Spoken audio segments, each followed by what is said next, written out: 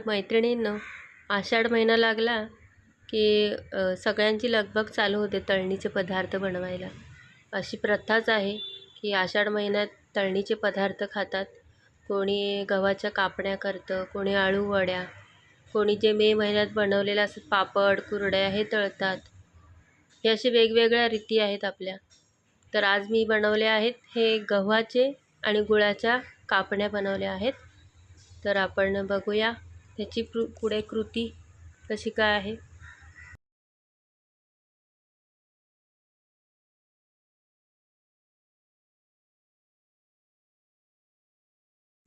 तर सगळ्यांचं स्वागत आहे आशाज रेसिपीमध्ये।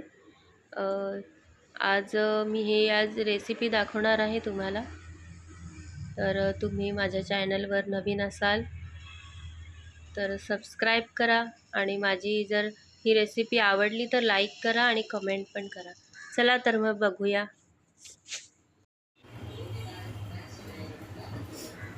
नमस्कार मैत्रिणींनो, आज ना आपण आषाढ स्पेशल गव्हाच्या आणि गुळाच्या कापण्या करणार आहोत। त्याच्यासाठी मी हे 2 वाटी गव्हाचं पीठ घेतलं। ह्या वाटीनेच मी मापाला घेतलेलं हे 2 वाटी हे गव्हाचं पीठ आहे ह्या वाटीचं। आणि हे 1 वाटी गूळ आहे आणि हे 1 टेबलस्पून खसखस आहे आणि ही थोडीशी वेलची पूड आणि हे जायफळ आहे। हे किसून घ्यायचं आहे आपल्याला आणि चवीनुसार मीठ टाकायचं आहे। आता आपण ह्या गुळाला ना थोडंसं गरम पाणी करायचं आणि त्याच्यात हे मेल्ट करायला ठेवायचं। हे मी आता गरम पाणी केलंय।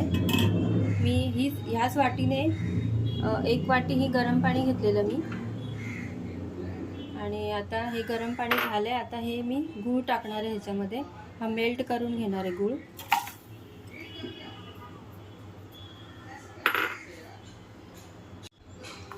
हा गूळ आता मेल्ट करून घ्यायचा आहे।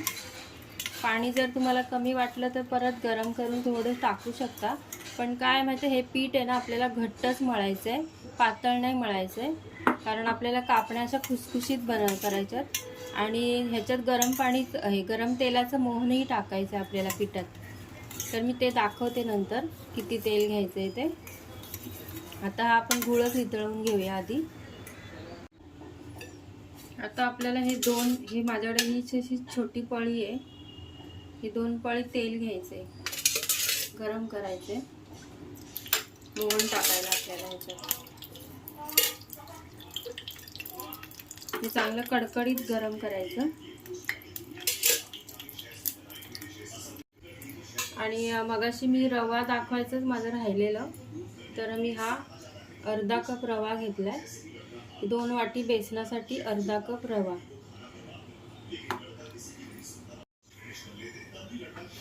तर आता आपल्याला हे सगळं मिक्स करून घ्यायचं आहे। रवा टाकायचा आहे, ही वेलची पावडर आहे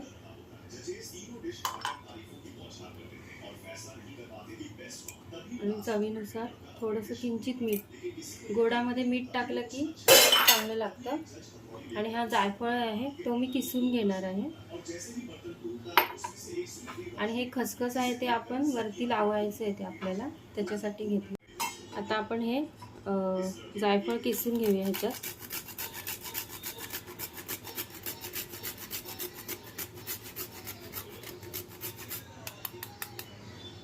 आपलं जायफळ किसून झालंय।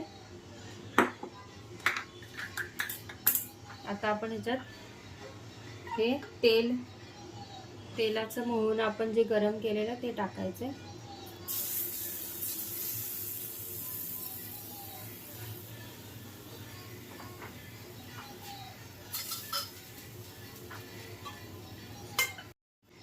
आणि आता हे जे गुळाचं पाणी केलेलं ना ते गाळून घ्यायचं आपल्याला।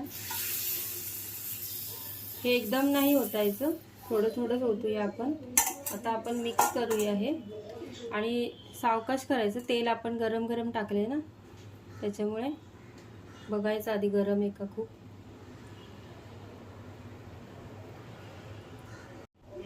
हे अजून थोडंसं लागेल आपल्याला।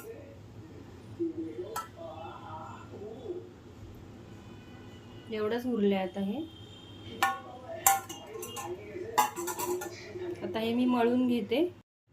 हे मी आता परातीत घेतलेलं, कारण गरम होतं ना, ते मळायला जमत नव्हतं म्हणून मी ह्याच्यातून काढून परातीत टाकलेलं. आणि आता हे मी कडक असं मळून घेतलं एकदम.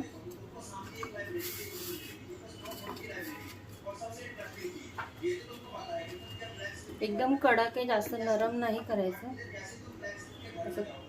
हे बघा, पुरीचं कसं असतं पीठ तसं मळायचं हे.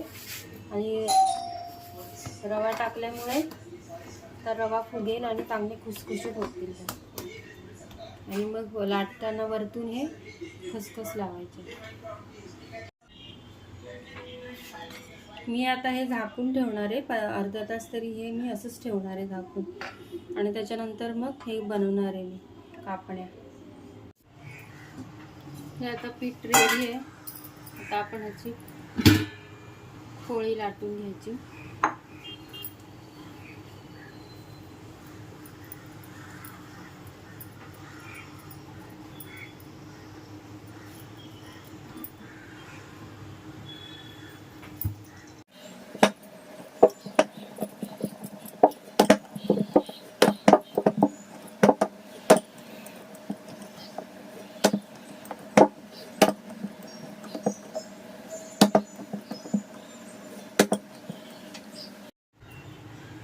झाली लाटून, एवढी जाड करायची.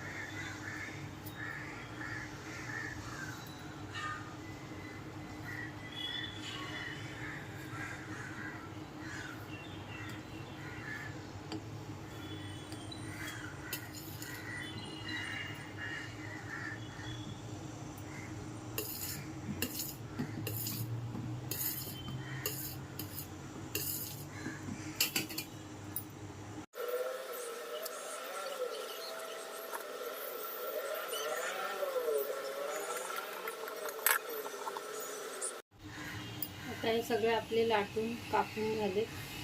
हे असे त्रिकोणी कापले. आता हे फ्राय करून घ्यायचे. तेल आता तापलेलं आहे आपलं. आता हे आपण सोडूया.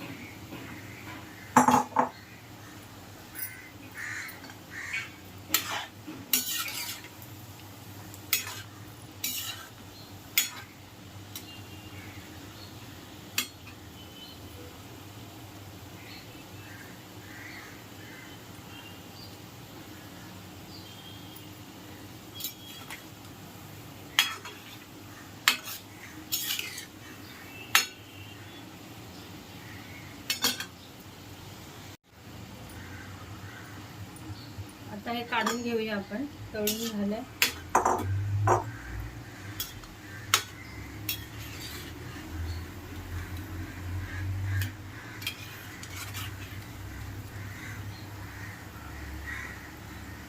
मस्त बिस्किटांसारखा कलर आला ह्याला.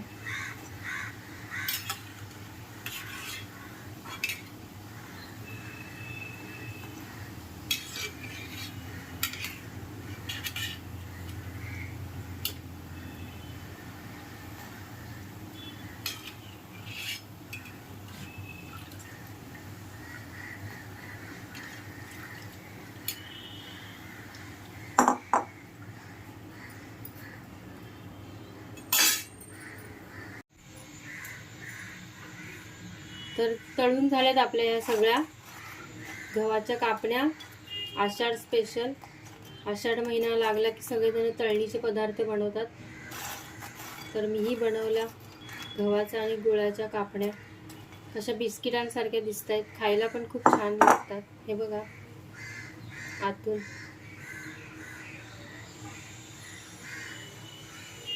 तर कशी वाटली ही रेसिपी सांगा कमेंट करून. लाईक करायला विसरू नका आणि शेअर करा. आणि माझ्या चॅनलवर नवीन असाल तर सबस्क्राईब करायला विसरू नका. थँक्यू.